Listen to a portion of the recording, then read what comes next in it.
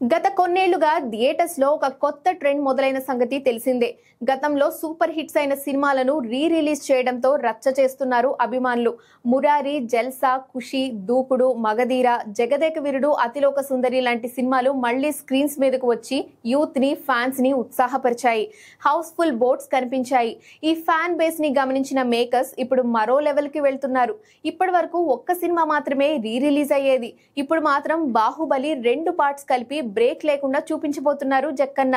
ఇది ఇప్పుడు మరొక కొత్త ట్రెండ్ కి శ్రీకారం చుట్టేలా కనిపిస్తోంది.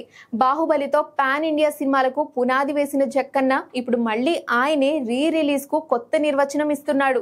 2025 అక్టోబర్ 31న ప్రపంచవ్యాప్తంగా బాహుబలి ది ఎపిక్ పేరుతో మళ్ళీ థియేటర్లోకి వస్తోంది. కానీ ఇది పాత సినిమాలా కాదు, ఒక కొత్త సినిమాలా అన్ని రీడిజైన్ చేసి రిలీజ్ చేస్తున్నారు. ఇప్పుడు ఈ కాన్సెప్ట్ ఫ్యాన్స్ లో ఫైర్ క్రియేట్ చేస్తోంది. Pushpa the rice, Pushpa the rule కూడా ఒకే సినిమాగా వస్తే ఎలా ఉంటుంది అనేది అల్లు అర్జున్ ఫ్యాన్స్ లో జరుగుతున్న చర్చ. బాహుబలి ది ఎపిక్ మంచి వసూళ్లు సాధిస్తే ఖచ్చితంగా పుష్ప 1 and 2 ని ఒకే సినిమాగా చూడాలనే డిమాండ్ పెరుగుతుంది. ఎందుకంటే పుష్ప 3కి ఇంకా టైం ఉంది కాబట్టి. అలాగే అల్లు అర్జున్ అట్లీ సినిమా థియేటర్స్ లోకి రావడానికి 2 ఏళ్ల టైం పట్టేలా ఉంది. అందుకే పుష్ప ది ఎపిక్ రిలీజ్ చేస్తారనే అభిమానులు ఎక్స్పెక్ట్ చేస్తున్నారు.